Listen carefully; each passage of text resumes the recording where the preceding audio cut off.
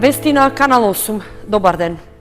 Општина Виница ги продолжува активностите за подобрување на патната инфраструктура за жителите од селата во планинскиот регион. Се работи на пробивање и тампонирање на земјени патишта до селата Калиманци и Грљани. И покрај сезоната на годишни летни одмори во локалната самоуправа на Виница продолжуваат градежните активности за подобрување на сообраќајната инфраструктура. Ова особено се однесува на жителите од во поодалечените селски населби во Литско-планинскиот регион. Деновиве започна реализација на проект за пробивање, тампонирање и уредување на повеќе пристапни патишта до селските маала за жителите од Калиманци и Грљани.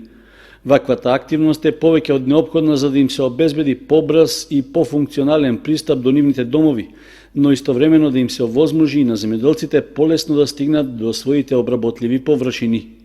Реализацијата на овие активности е дел од годишната програма за одржување на улиците и локалната патна мрежа во општина Виница, за што средствата се обезбедени од општинскиот буџет. Годинава за ископ на земја и други земјени работи на патиштата од општинскиот буџет беа обезбедени над 520.000 денари. Според планот, по завршувањето на овие активности, уредувањето на земјените патишта ќе продолжи и до други маала во населените места од планинскиот реон. Враќањето на дел од парите кај граѓаните со мерката Мој ДДВ има позитивно влијание и за развојот на локалната средина. Осврнувајќи се на едномесечната примена на овој проект, градоначалникот на Кочани Николчо Илиев истакна дека дел од парите од данокот добива и општината, која може да реализира проекти за граѓаните. За еден месец од воведувањето на мерката Мој ДДВ, кај граѓаните завршиле околу 965.000 евра. Градоначалникот на Кочани Николчо Илиев ги соопшти податоците поврзани со оваа даночна мерка, истакнувајќи го нејзиното значење и на локално ниво. Според последните информации со 31.7.2019 година што ги имаме добиено, скенирани се 7.205.376 фискални сметки, од кои што е остварен промет 3.678 милиони денари, или од скенираните сметки уплатени е ДДВ, остварен е ДДВ во износ од 395 милиона денари, скоро 400 милиона денари, од кои кај граѓаните завршуваат 59 милиона, односно 965.000 евра, што покажува дека Мој данок ги дава, односно Мој ДДВ ги дава своите резултати и резултатите веќе се видливи и се двојни. Двојни се од причини што граѓаните имаат веднаш поврат на 15% од уплатениот ДДВ и секако со добивањето на фискалните сметки, со барањето на фискалните сметки, граѓаните се како инспектори со кои што возможуваат да данокот биде уплатен во буџетот на Република Македонија, а од тој буџет секако дека придобивки ги имаат граѓаните, бидејќи од средствата од буџетот ќе се инвестират во инфраструктурни проекти, што се директни придобивки на граѓаните на Република Македонија. Илиев додаде дека преку данокот на додадена вредност се враќаат средства и во општинскиот буџет. Од таму локалната самоуправа има подобри можности да ги реализира проектите што се од суштинско значење и за граѓаните во локалната средина. Во Кочанскиот регион се одбележува годишнината од двата Илиндена. По тој повод беа положени букет и свежо цвеќе на споменикот на слободата и на споменобележието во местноста Свиланово, каде загинал Никола Карев. По повод одбележувањето на 116 години од Илинденското востание и 75 години од првото заседание на АСНОМ, делегации од општините Кочани и Чешиново Блешево, како и членови на Сдруженијето на борците, заеднички положија свежо цвеќе во спомен паркот посветен на Никола Карев, кај местноста Свиланово во близина на селото Рајчани. Почит кон револуционерите од Илинденската епопеја беше оддадена и на споменикот на слободата во Кочани, каде имаше и краток осврт кон борбата на македонскиот народ за своја самостојност, а делегации од општината и од боречката организација положија свежо цвеќе. При тоа беше истакнато дека Илинден е темелник на засебноста, идентитетот и на нашата државотворност. Славејќи ги двата Илиндена од 1903 и од 1944 година, се спојуваат стремежите на старите и новите линденци, кои воделе по патот за создавање на современата држава.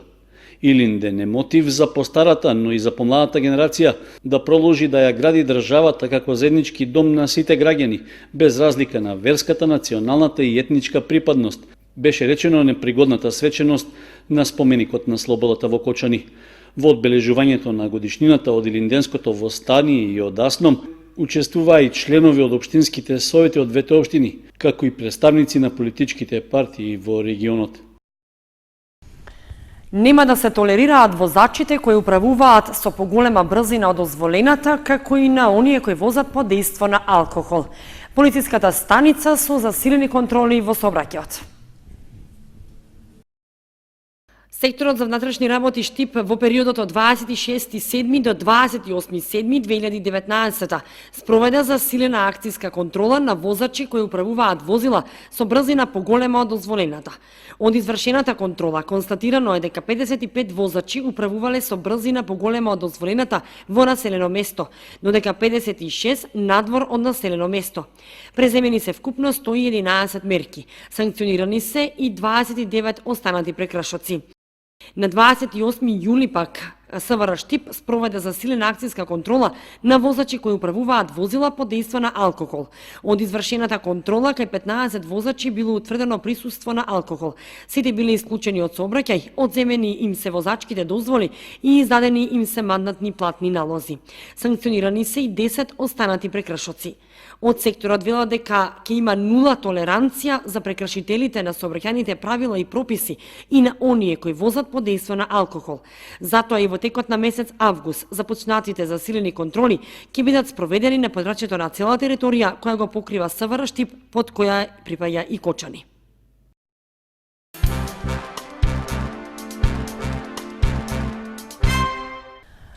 После 15 години градба осветен храмот Света Тројца во село Трсино, Виничко. Чинот го изврши митрополитот Брегалнички Иларион во сослужение со свештеници од Брегалничката епархија. Во време кога поволовата Македонската православна црква, Охридска архиепископија и неговото блаженство, господинот и отец наш Стефан, митрополит Скопски и архиепископ Охридски Македонски и на Јустинијана I, надлежен архиерей на Брегалничката епархија и неговото високо преосвештенство митрополитот Брегалнички, господин Иларион, председател на Република Македонија господинот Стево Пендаровски, премиер на Република Македонија господинот Зоран Заев, а градоначалник на општина Виница и господинот Ивица Димитров. Еве по Божја промисла се заврши не целосно, ама оноко како што треба за да се освети. И денеска го осветуваме овој храм, пославувајќи го и бројувајќи го во редот на сите храмови, нанижувајќи го на герданот на православните храмови со сите негови канонски и догматски обележја. Изградбата започна 2004 година, а осветувањето после 15 години. Селото со најсолиден наталитет во општина Виница, Трсино, од 1 август конечно има своја црква, посветена на Света Тројца. Чинот на осветувањето со сите црковни почасти го изврши владиката Иларион во сослужение на свештениците од Брегалничката епархија. Помошта беше од сите, беше највеќе од Маријан Костадинов, 2004 година е започнат храмот, Горан Ангелов исто е голем донатор, Ивица Димитров сегашниот градоначалник, од нашите иселеници Стојан Пешов и Гоце Анакиев. Храмот се гради 15 години, делумно е завршен, целосно не, меѓутоа се разговара и со други бизнисмени, така да се надеваме дека во краток временски период целосно ќе биде завршен. Ова е втора црква која што во мојот мандат е изградена и пуштена во употреба. Се надевам дека до наредните 2-3 години ќе се изградат уште голем број на цркви. Меѓутоа пред се сакам на сите наши жители по цела наша држава, посебно на жителите во општина Виница, да им го честитам празникот Илинден, кој утре токму овде во село Трсино е празник на ова село, така да и денес и утре жителите на село Трсино ќе го празнуваат и осветувањето на црквата и празникот Илинден. Осветувањето се славеше со голем црковен ручек кој се служеше во кругот на црквата. Со голем црковно-народен собир и со света литургија на локалитетот Кајдабот во селото Бели на манастирот посветен на светиот пророк Илија ќе биде одбележан празникот Илинден. Вечерта наспроти празникот и на самиот ден, секоја година се собираат голем број верници за да му одадат почит на светителот кој е нивен заштитник. Големи подготовки на локалитетот Кајдабот во селото Бели за достојно одбележување на празникот Свети Илија. Светиот пророк Илија е заштитник на селото Бели и на овој ден со години наназад се слави Илинден. Се подготвува вечера со јагниња наспроти празникот, а за 2 август ќе се подготви постна трпеза. Посно ќе биде, да, петок е посно, гравче ќе биде. Многу убаво од сестраце, многу убаво го доживувам.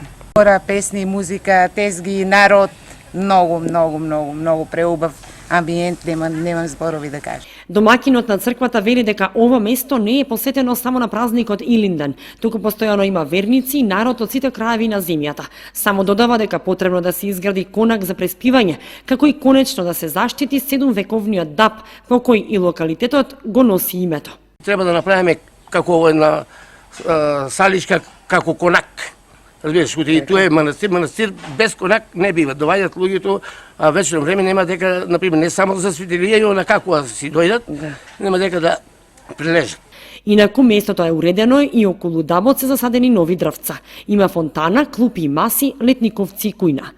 Вечерта наспроти празникот се очекуваат голем број верници да дојдат на овој локалитет, каде што со музика и ора и на самиот празник со света литургија ќе се одбележи празникот посветен на светиот пророк Илија.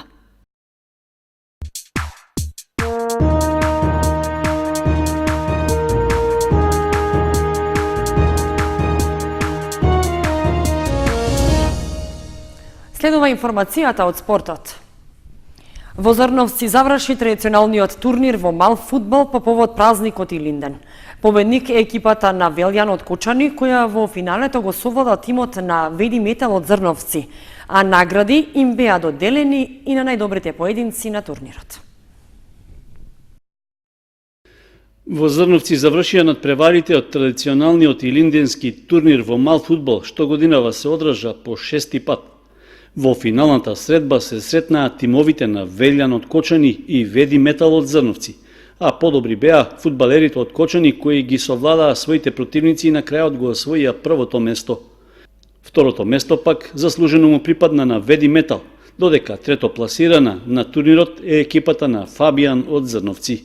На годинешниот илинденски турнир во Зрновци учествуваа вкупно 13 екипи и се надпреваруваа во 2 групи. Организатор беше локалната самоуправа на Зрновци, која од општинскиот буџет ги покри трошоците за одржување и за награди на фудбалскиот турнир. Освен за првите 3 најдобро пласирани во екипна конкуренција, награди од општината им беа доделени и на најдобрите поединци. При тоа за најдобар стрелец беше прогласен Бобан Атанасов од тимот на Фабијан. Денис Георгиев од Велјан го доби признението за најдобар играч, додека наградата за најдобар голман пак му припадна на Јовица Евтимов од истиот тим.